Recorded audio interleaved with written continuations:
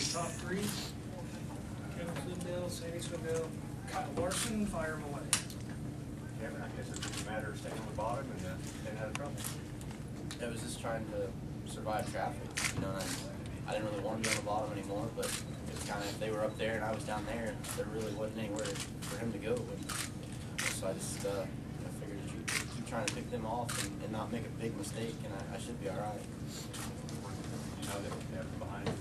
I watched, you know, you can look up at the screen as much as you can, and I know a couple times there he was basically pushing me down around the bottom, and then, you know, there wasn't anybody else in the shot, so I knew it was kind of just, you know, don't miss the bottom and try to make it as wide as I could if, you know, down the straightaways if he had a big run on the top, and just try to just cover all grounds.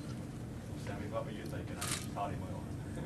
Yeah, well, I mean, now our cars are set up exactly the same, so, I mean, if he just drives it right and makes the right adjustment and puts it in the right place, it's my car's not any better than this, so it's what do you do? I mean, if you look at it, I think I was able to get in the corners maybe a little better, but he was able to get off, so it was kind of a trade. And so, but they were close. I mean, you know, it's been the other way. It's been a hard time for him to pass me. You know, the same thing. But you know, he never seemed to go really in the wrong. If he was in the wrong place, you know, I was held up by somebody. You know, I wasn't there when he slipped, and you know, sometimes when I had a good run, there wasn't any place to go. So it's just the way it works out. The cars were so evenly matched that that's what was going to make the difference is the traffic, you know, and making a mistake of getting caught somewhere.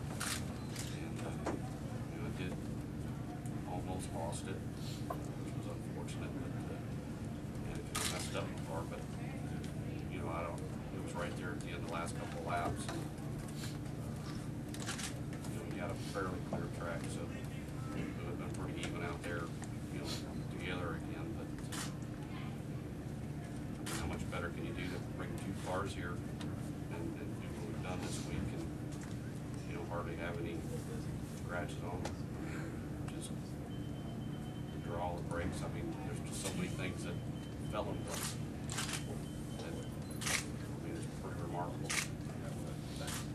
Sammy, when you hopped that wheel, did it do some damage to the car? Yeah, it broke the lever shock, and those have quite a bit of. They're like the key one, but I mean that's the one that makes a lot of difference on the car. So at that point, I couldn't run the top. I mean, if I touched anything, it would just about tip over. So I kind of had to run in the middle or keep it loose and miss all of the little dips and just baby it around there for more or less. I'm glad we had enough of a margin there. I don't know what it was, but you know, didn't get into any trouble getting past or from then it was just hanging on the last whatever 3-4 laps. So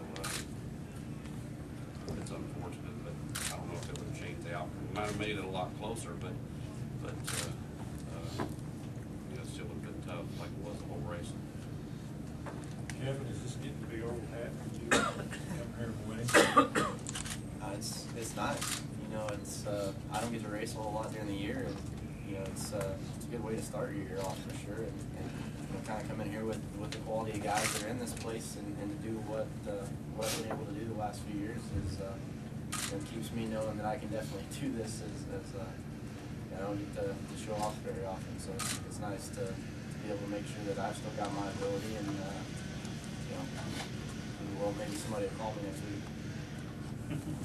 Kyle, last night, Corey Crisman came in and I think he surprised all of us. He said everybody else is running for third. And he felt that these two guys were just that good. At some point early on when they had developed an advantage, did you begin to feel that way?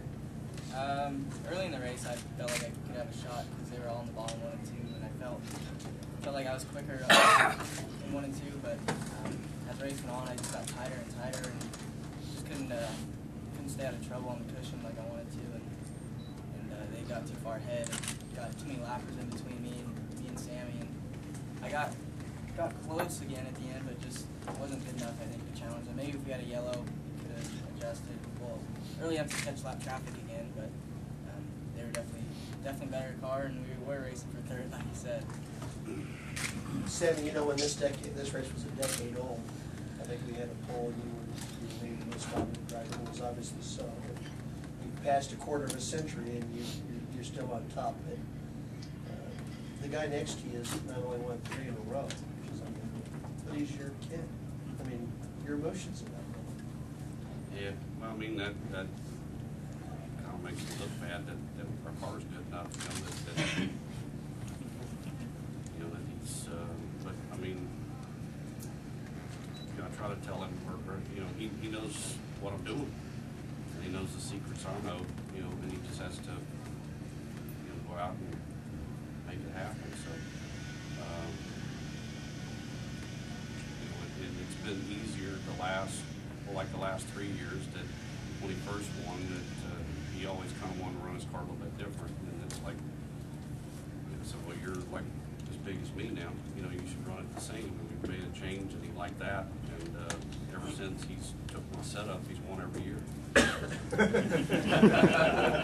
But Sammy, one of the big changes here is the quality of the equipment. We got a lot of cars, but the quality of the equipment is so good.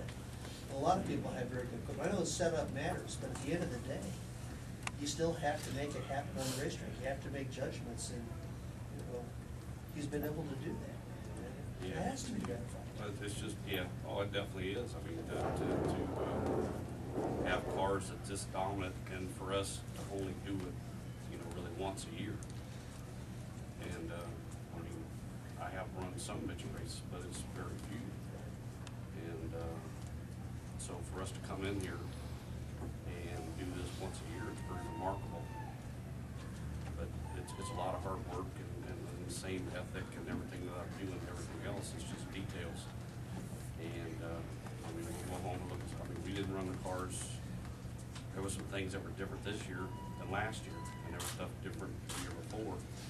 And, I think we both agreed that I mean, they were definitely better than they have been.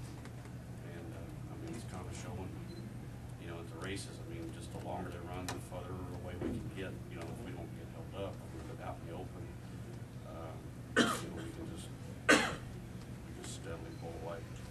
So, but it gives us a good platform to come back the next year. We can always, you know, I try to keep enough notes that I can always get back to where I was, but we always try to be a little bit better. But we'll look at everything and try to make it just a little bit better. And, you know, now that we're doing the same thing, I mean, it makes it a lot easier because it gives us a lot more time on the track. And, you know, if he can fit into what I'm doing, and he seems to like that it makes it easier for both of us to have better cars. Okay, we've got. Can I ask one more question, Mike, real quick? Yeah. Kevin, I just want to ask you a question. This goes back to actually an article I wrote that was about you. And in talking with your father said one of the things that he thought is that there are people who don't take racing seriously enough. In other words, all the work, all the preparation, all the thought.